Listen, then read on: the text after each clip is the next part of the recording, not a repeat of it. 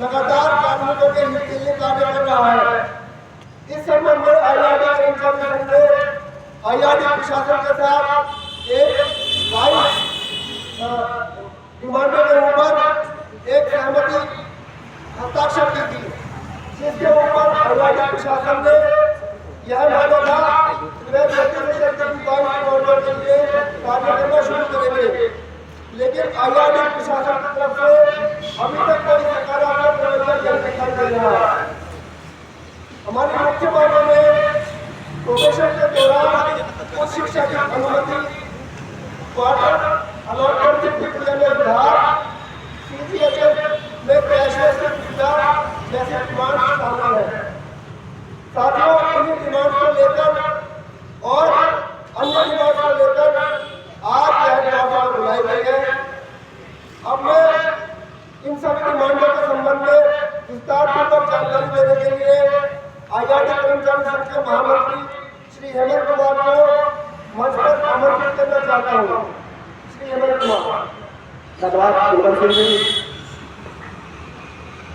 IRD कर्मचारी संघ के अध्यक्ष श्री अभिषेक ठाकुर जी, हमारे प्रधान कुलवंत सिंह जी और हमारे वरिष्ठ अधिकारी और कर्मचारी, साथियों, आप सब लोग इस कार्यक्रम में समय पर उपस्थित हुए, इसके लिए मैं तहे दिल से आपका स्वागत और हृदय से आभार प्रकट करता हूँ। साथियों, हमारी जैसी सोच है हम वैसा ही काम करते हैं। साथियों, हम भारत सरकार के समक्ष आज मांग करते हैं कि हमारी जो ओपीएस की बहाली की मांग है उसको पुनः आप सोचें, उसके ऊपर काम करें। हम ना एमपीएस चाहते हैं ना यूपीएस चाहते हैं, हम सिर्फ और सिर्फ ओपीएस की बहाली की मांग करते हैं। यही हमारी डिमांड है। साथियों, हमारी केंद्र सरकार के समक्ष दूसरी डिमांड है कि 8वें पे कमीशन का गठन अतिशीघ्र किया जाए। साथियों, केंद्र सरकार 7वें पे कमीशन जब लाएगी तो उसमें कहा जा रहा कि जब 50% हमारा ये 50% से ऊपर हो जाएगा तो वह मर्ज किया जाएगा। लेकिन उन्होंने इस पर कोई काम नहीं किया। तो हम अपने आईआरडी कर्मचारी संघ की तरफ से मांग करते हैं कि 8वें पे कमीशन का गठन किया जाए, जिससे वेतन के सेक्रेटरियों का भी निदान हो सके और स्ट्रक्चर में सुधार हो सके। साथियों, अब मैं आईआरडी प्रशासन के प्रत्यक्ष में बात करना चाहता हूँ। साथियों, 3 जनवरी 2024 को आईआरडी कर्मचारी संघ के 22 मांगों के समक्ष एएलसी कार्यालय देहरादून में अपनी डिमांड लेकर डाला और उसके समक्ष में 9/2/2024 और 13 तारीख को उन डिमांडों के ऊपर एक समझौता ज्ञापन हुआ था। साथियों, हमने उनके उनका हृदय से आभार व्यक्त किया था और कहा था कि आपने हमारी मांगों के ऊपर सकारात्मक किया है, हम इसका तहे दिल से शुक्र अदा करते हैं। साथियों, लेकिन साथियों, उन्होंने हमारे ऊपर कुठाराघात किया। आप उन डिमांडों के ऊपर कहने के बाद मतलब कह रहे हैं कि आप वही सब डिमांडों के ऊपर एक सकारात्मक पहल की, कोई निश्चित डिस्प्यूट को दायर कर बैठक नहीं हुई। साथियों, हम उसका मुंहतोड़ जवाब देंगे एएलसी कार्यालय में और आईआरडी प्रशासन को चिताएंगे कि अपनी कर्मचारी विरोधी नीतियां छोड़ दीजिए, कर्मचारी के हितों में नीतियां बनाइए, कर्मचारियों की आवाज़ों को सुनिए। कर्मचारी भी आपके एक अंग हैं। अगर एक शरीर में एक अंग में अगर कुछ कमी होती है तो वो पूरे शरीर को चलने नहीं देती है। साथियों, आईआरडी कर्मचारी संघ एक रिस्पॉन्सिबल संगठन है और वह कर्मचारियों की मांगों के ऊपर पूरी जिम्मेदारी के साथ काम कर रहा है। साथियों, आज हम सब लोग आईआरडी कर्मचारी संघ के बहनों के लिए आज यहाँ इकट्ठा हुए हैं। हम कोई शौक में नहीं इकट्ठा होते, हमारी मजबूरी बन जाती है तब हम दौड़ पे आते हैं। और इन सब बातों के ऊपर भी आईआरडी प्रशासन हमें अगर कहे बुरा भला तो वो कहने की जिम्मेदार नहीं है। आज वो अपने गिरबान में झांक के देखे और वो सोचे कि हम जो डिमांड कर रहे हैं वो कार्मिकों की डिमांड है, कोई आईआरडी कर्मचारी संघ की कोई पर्सनल डिमांड नहीं है कि हमें ये लाभ दे दीजिए। वो इस संस्थान के कार्मिकों की जरूरत है। इस कर्मचारी इस संगठन को बढ़ाने के लिए जब तक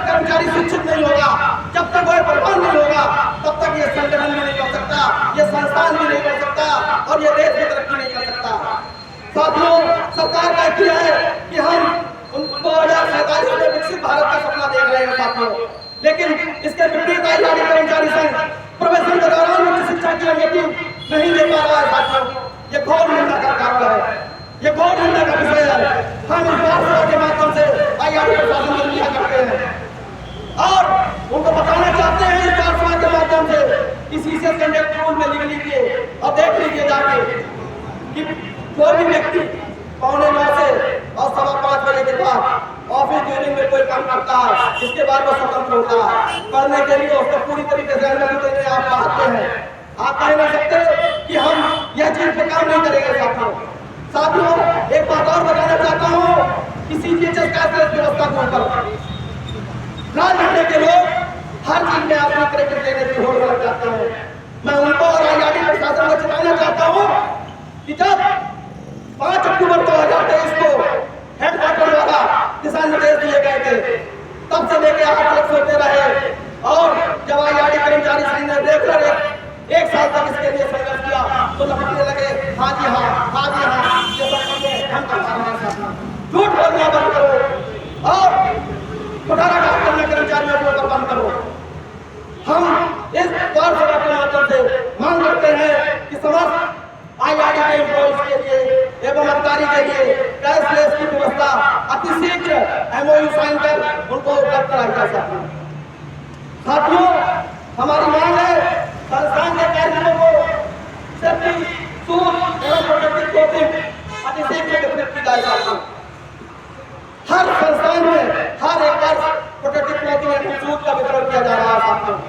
आईआरडी प्रशासन कर्मचारियों के हितों में कोई काम नहीं करता, कोई ध्यान नहीं रख रहा। कम से कम सेफ्टी जो संसाधन है वह आपके और इस संस्थान के जीवन रक्षक होते हैं साथियों, उनके ऊपर भी लापरवाही बरती जा रही है साथियों। मैं इस वार्ता के माध्यम से बताना चाहता हूँ कि महिला कार्मिकों के कल्याण शिशु पालन कराए की सुविधा उपलब्ध कराना फैक्ट्री एक्ट में आदेश है साथियों। 2022 में यह मुद्दा केसीएम ने के द्वारा उठाया गया था, लेकिन आज तक उनके द्वारा इस पर काम नहीं किया गया साथियों। जब आईआरडी कर्मचारी संघ इस मांग को लेकर प्रबलता से सामने खड़ा हुआ है तो वो कह रहे हैं हम भी कर रहे हैं साथियों। क्या महिला कार्मिकों के लिए संस्थान की जिम्मेदारी तय नहीं होती है कि वह महिला कार्मिकों के लिए क्रेच की सुविधा उपलब्ध कराए साथियों, जबकि फैक्ट्री एक्ट के सेक्शन 33 में साफ साफ उल्लेख है इस चीज का। साथियों, मैं बताना चाहता हूँ कि संस्थान के अटेंडेंस प्रणाली में इस समय अपने आप सिस्टम अटेंडेंस की कटौती कर देता है साथियों, जबकि पीओपी की स्पष्ट गाइडलाइन है कि किसी ईएल काटने से पहले आप उसको उसी समय इंटीमेट करेंगे, उसके बाद उसकी ईएल का निस्तारण करेंगे, उससे पूछेंगे कि आप अपनी ईएल लेना चाहते हैं या किसी और अन्य लीड को लेना चाहते हो। साथियों, आईआरडी प्रशासन कतई एक तरीके से कर्मचारियों की जो आर्थिक अवकाश है उसके प्रति लापरवाही दिखा रहा है, जबकि पीओपी में स्पष्ट गाइडलाइन है कि किसी के भी हेयर काटने से पहले आप उसको इंप्लीमेंट करेंगे, उसे बताएंगे कि आज आप लेटा है, आप हेयर काटनी है, आप देना चाहे तो दीजिए और अपने घर जाइए। आदमी पूरे सवेरे 9:15 बजे के बाद से लेकर 5:15 बजे तक काम कर रहा है और आपको उसको पता चलता है हमारी हेयर कट गई। ऐसा अटेंडेंस सिस्टम का सुधार करो और इस अटेंडेंस सिस्टम में बहुत सारी खामियां साथियों हॉलीडे में भी वो काट लगा दी। साथियों, वह कोई भी चीज होती है सकारात्मक लेना चाहिए, हम कभी नकारात्मक नहीं लेते हैं। अच्छा सिस्टम बनाइए, हम सब लोग उसके तहत काम करने को तैयार हैं। जब सिस्टम में फॉल्ट होता है तब आप उसके ऊपर आंख मूंद लेते हैं, और जब कर्मचारी में फॉल्ट होता है उसको पनिशमेंट दे देते हैं साथियों, उसकी अर्जित अवकाश को काट देते हैं, संगठन इसका सख्त विरोध करता है। साथियों, आपको मैं बताना चाहता हूँ संस्थान में जो क्वार्टर अलॉटमेंट प्रक्रिया है तो कोई रूल रेगुलेशन से नहीं चल रही है। कभी कहते हैं हम स्थानीय लेवल पर बना रहे हैं, कभी कहते हैं कामकाज 2014 का आवंटन कर रहे हैं, कभी कुछ कहते हैं, कभी कुछ कहते हैं, कभी कहते हैं हम डिपार्टमेंट कलेक्टर बना रहे हैं। साथियों, वह अपना सही से कार्य निष्पादन नहीं कर रहे हैं, जिससे आज कर्मचारी संघ के कार्मिकों को और संस्थान के कार्मिकों को भाव असुविधा का सामना करना पड़ता है। कि अनफिट क्वार्टर में फिट कर रहे हैं, और जब नए क्वार्टर में वो फिट क्वार्टर घोषित करके उसको किसी को दिया जाता है तो मेंटेनेंस का काम चलता है साथ में। मेंटेनेंस के काम में वह 2 क्वार्टर हायर करता है, फिर इसके बाद उसके ऊपर डैमेज रेट लगाया जाता है। ये किसका फॉल्ट है? क्या डैमेज रेट उसके ऊपर करना चाहिए था? कतई नहीं करना चाहिए था साथ में, लेकिन उसके ऊपर डैमेज रेट लगाया जाता है साथ में। ये गौर मिलना चाहिए। साथियों, आप सबको बताना चाहता हूँ कि श्री कुलवंत सिंह जी को सरकार बिहार में क्वार्टर आवंटित किया गया, लेकिन उसका क्वार्टर रेगुलाइज नहीं किया जा रहा। मैं इस मंच के माध्यम से अनुरोध करता हूँ उसका क्वार्टर रेगुलाइज किया जाए और किसी को उसके ऊपर लगा दिया समाप्त किया जाए। साथियों, आपको भी पता होगा कि डीआरपीसी कैडर में अभी संशोधन हुए, कैडर रिव्यू का प्रपोजल आया, जिसमें डीआरपीसी की कैटेगरी बी के ऊपर सभी पदों पर 6 वर्ष का पीरियड निर्धारित किया गया। साथियों, आप ही बताइए, कोई भी कैडर रिव्यू आता है तो कर्मचारियों को सहूलियत प्रदान करता है कि सुविधा, कोई भी कैडर रिव्यू आता है तो कर्मचारियों को लाभ प्रदान करने के लिए आता है कि आर्थिक से असुविधा का सामना करना पड़े, उसको वित्त को आर्थिक रूप से नुकसान करना पड़ा हुआ।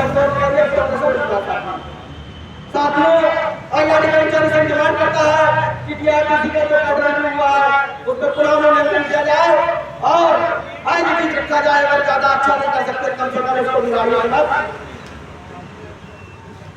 साथियों, आप सबको आईआरडी कर्मचारी संघ 8 वर्षों से संघर्ष कर रहा है। किसी कैंटीन का जो प्रॉफिट कहाँ जा रहा है किसी को कोई पता नहीं। जब इसको उठाया गया तो हमने कहा आप कोई लाभ नहीं दे पा रहे, कोई बात नहीं, आपके अंदर के सामने उस चीज का आय व्यय का विवरण कर सकता हूँ। आज आय व्यय का विवरण सीएसडी का कहाँ है किसी को पता नहीं सकता। कम से कम सीएसडी का आय व्यय का विवरण तो नोटिस बोर्ड में चिपका दीजिए, तो आपने अपने सबसे अपनी जबान से वो बात बोली थी कि हम इसको अतिशीघ्र चर्चा करके साथ। साथियों, संस्थान द्वारा 20 वर्षों से बस सेवा का संचालन किया जा रहा था, लेकिन तो स्कूल मोड़ने के लिए उन्होंने बस का सही प्रकार से निस्तारण नहीं कर पा पाते। यह बहुत ही असुविधा की बात है कर्मचारियों के लिए, गरीब कर्मचारियों के लिए, क्योंकि छोटे छोटे बच्चे बेचारे केंद्रीय विद्यालय में जाने के लिए है, इनके लिए एक छोटी सी लाभदायक योजना थी, उसको भी निर्देशक महोदय ने हमसे वादा किया था कि हम इसके ऊपर सकारात्मक पहल करेंगे, लेकिन उनके द्वारा इस प्रकार का कोई काम नहीं किया गया, तो आज हमें इस बात को पुनः बढ़ाना पड़ता है। साथियों, आप सब देखिए, आईआरडी संस्थान के लोगों के समक्ष देखिए कि कौन आपकी मांगों को, कौन आपके पत्रों को, डिमांडों को पत्र के रूप में मैनेजमेंट के सामने पहुंचाता है, केंद्र सरकार के समक्ष रखा, रक्षा मंत्रालय को भेज रहा, सेक्रेटरी डीआरडीओ को पत्र लिख रहा है। आप देखिए, पुनः मूल्यांकन कीजिए कि आईआरडी संस्थान का एक ही संगठन है, आईआरडी कर्मचारी संघ। ये कोई चाइना और रूसिया से प्रेरित संगठन नहीं है, ना चाइना और रूसिया की जो पॉलिसी इंप्लीमेंट करता है। ये भारतीय मजदूर संघ संगठन है, जो भारतीय मजदूरों की आत्मा को जानता है, जो भारतीय मजदूर संघ कर्मचारियों की समस्याओं को जानता है और उनके ऊपर काम करता है। ये एक दिन में बदल नहीं जाएगा, इसकी मूल भावना इस संघर्ष से पैदा हुई है। हम हर समय तक संघर्ष करेंगे। आईआरडी प्रशासन जब तक कर्मचारी विरोधी नीतियां बनाना नहीं छोड़ेगा, तब तक हम संघर्ष करेंगे। साथियों, हम आईआरडी को जिताना चाहते हैं, आईआरडी प्रशासन को जिताना चाहते हैं कि आप कल्याणकारी योजनाओं के ऊपर काम करके हम आपका साथ देंगे, लेकिन आप कल्याणकारी योजनाओं के ऊपर काम नहीं करेंगे तो हम आपको संघर्ष के लिए आमंत्रित करेंगे। साथ हम पत्राचार करते हैं तो आपको इस पत्र का जवाब देना होगा कि सिर्फ सर्टिफिकेट के ऊपर लिखा हुआ। हम कोई अन्याय की बात नहीं कहते हैं, हम संस्थान को अपना घर समझते हैं, अपना मंदिर समझते हैं। इस संस्थान में हम अच्छे से अच्छा करने के लिए तत्पर है। यह संस्थान ही हमारे घर को चला रहा है। इस संस्थान में अतिशीघ्र अच्छी योजनाएं हैं जिससे सभी कर्मचारी अधिकारी लाभान्वित हो सकते हैं। साथियों, आईआरडी में एक यूनियन है जो हमेशा कहती है कि हाँ हेमंत करवाता है, और जहाँ कोई अच्छा काम हो जाता है हमने करवा दिया। ऐसी आईआरडी और मैं आपको बताना चाहता हूँ उन लोगों को कि वो कह जरूर रहे हैं, लेकिन अपनी आत्मा से पूछ नहीं रहे हैं कि हम क्या कह रहे हैं। झूठ बोल रहे हैं, सत्य बोल रहे हैं। मैनेजमेंट की टीम बनकर काम कर रहे हैं और कह रहे हैं हम कर्मचारी हैं, हम कर्मचारी के हितों में काम कर रहे हैं। अगर कर्मचारी के हितों में है तो डिमांड्स के बाद, जब चुनाव के बाद आपने क्या काम किया, आज कौन सी डिमांड से के ऊपर आपने संघर्ष किया, कितने इंडस्ट्रियल डिस्प्यूट डाले, क्या क्या किया, जनता को बताइए। जनता हमेशा पूछती है, जनता सुचारू रूप से है। अब जनता को बैल नहीं रही कि सेप्टम से चुने हुए लोग आ रहे हैं और लाल झंडे के लोग सेप्टम विरोधी हैं।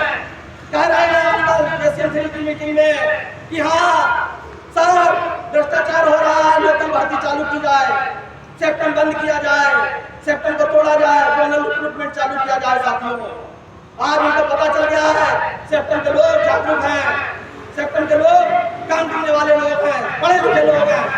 सेप्टम बैलपट्टी वाला काम नहीं कर रहा है, चुनिंदा चुने हुए आज पर लोग भेज रहा है यहाँ पे। वो सभी जानते हैं कि अपने हितों के लिए क्या क्या उनको करना चाहिए। साथियों, मैं ज़्यादा बोलते हुए बस इतना ही कहना चाहता हूँ कि आजादी में एक संगठन है, आजादी कर्मचारी संघ, जो आपकी मांगों को काम करता है 24 दिन 12 महीने और 100% आपको गारंटी देता है कि एक निर्विवाद संगठन है। हर एक समस्या का निदान करने की ओर अग्रसर रहता है।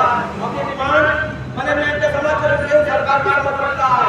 आप इसके ऊपर भरोसा रखिए, साइकिल पर मोहर लगाइए और जो निकम्मे नाकारा लोग हैं, जो फोरम पे बैठे हुए हैं, उनको भगाइए, उनको निकालिए, क्योंकि जब ही आपका विकास होगा जब निकम्मे नाकारा लोग सिस्टम से हटेंगे और अच्छे लोग आएंगे। साथियों, मैं ज़्यादा बोलते हुए बस इतना ही कहना चाहता हूँ कि आजादी कर्मचारी संघ के ऊपर आप अपना भरोसा बना रखिए और मैं वादा करता हूँ जब तक ये मांगे पूरी नहीं होंगी हम इसी मैदान पर डटे रहेंगे। हम छोड़ के भागेंगे नहीं, हम किसी से भी पहुंचेंगे नहीं और मैनेजमेंट के साथ कंधे से कंधा मिलाकर लड़ाई लड़ेंगे। साथियों, बस आप सबका भरोसा चाहिए इस संगठन को, इस संगठन को आपका बल चाहिए, आपका मत चाहिए, इस संगठन को आपकी शक्ति चाहिए और कुछ नहीं चाहिए। साथियों, बस मैं ज़्यादा न बोलते हुए भारत माता की जय बोलता हूँ। सेप्टम एकता जिंदाबाद, जिंदाबाद, जिंदाबाद, सेप्टम एकता जिंदाबाद, जिंदाबाद, जिंदाबाद, सेप्टम एकता जिंदाबाद, जिंदाबाद, जिंदाबाद, सेप्टम एकता जिंदाबाद, जिंदाबाद, जिंदाबाद, सेप्टम एकता जिंदाबाद, जिंदाबाद, जिंदाबाद, सेप्टम कर्मचारी संघ जिंदाबाद, जिंदाबाद, जिंदाबाद, आजादी कर्मचारी संघ जिंदाबाद, जिंदाबाद, जिंदाबाद। भारत माता की जय, भारत माता की जय, भारत माता की जय, भारत माता की जय, वंदे मातरम। तो साथियों, आजादी कर्मचारी संघ के महामंत्री श्री हेमंत कुमार ने सभी मुद्दों पर विस्तार से आपके सामने अपने विचार रखे हैं और आजादी कर्मचारी संघ लगातार कर्मचारियों के लिए कार्य कर रहेगा। अब मैं मंच पर आमंत्रित करना चाहता हूँ आजादी कर्मचारी संघ के अध्यक्ष श्री अमित राणा को, जो आए और अपने विचार मंच पर रखते हैं। धन्यवाद कुलवंत जी। अभी हमारे गेट मीटिंग के द्वारा आयोजित कर्मचारी संघ के महामंत्री श्री हेमंत कुमार जी ने कर्मचारियों के हित की बातें रखी और उन मुद्दों पर विस्तार पूर्वक चर्चा की है। मुझे आशा है, पूरी उम्मीद है कि आप एक सही कर्मचारियों के संगठन के उम्मीदवार को आप साथ देंगे, क्योंकि आयोजित कर्मचारी संघ हमेशा ही कर्मचारियों और संस्थान में काम करने वाले अधिकारियों का ध्यान में रखते हुए विविध विचार मुद्दों को उठाते आ रही है। जैसे कि कैशलेस सुविधा की व्यवस्था आईआईटी के हर एक कर्मचारियों को बहुत जरूरी है। हम जानते हैं कि चिकित्सा सुविधा लेने के लिए हमें सुबह से लेकर शाम तक लाइन में लगने पड़ते हैं। साथियों, मैं उम्मीद करता हूँ कि आईआईटी कर्मचारी संघ हमेशा और आने वाले समय में भी इस लड़ाई को आगे बिना हासिल किए नहीं छोड़ेगा। ये उम्मीद है, आशा है कि आप हमें साथ देंगे और एक सही योग्य उम्मीदवार को आप चुनेंगे और जो संस्थान के हित में काम कर रहे हैं उस संगठन को आप सपोर्ट करेंगे।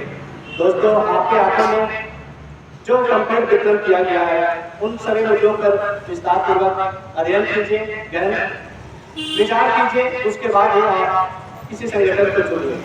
आप किसी के बहकावे में ना आए, क्योंकि पिछले 6 वर्षों से देखा जा रहा है कि आयादी कर्मचारी का जो कैंटीन है उसका लाभांश वितरण नहीं किया जा रहा है सर। क्या उस लाभांश में हर एक अधिकारियों और कर्मचारियों का अधिकार नहीं है क्या? दोस्तों, मैं ज़्यादा न कहते हुए मैं उम्मीद करता हूँ और पूरी आशा भी करता हूँ कि आप एक सही संगठन के साथ आगे बढ़ेंगे और कर्मचारियों के हित के लिए संघर्ष में प्रत्यक्ष और अप्रत्यक्ष रूप से आप सहयोग करेंगे। मैं ज़्यादा न बोलते हुए समय को ध्यान में रखते हुए मैं इस सभा की घोषणा करता हूँ और आयादी कर्मचारी संघ के हर एक अधिकारी कर्मचारियों को मैं धन्यवाद अदा करता हूँ कि उन्होंने इस गेट मीटिंग को सफल बनाने में महत्वपूर्ण योगदान दिए। धन्यवाद। भारत माता की जय, भारत माता की जय। धन्यवाद साहब।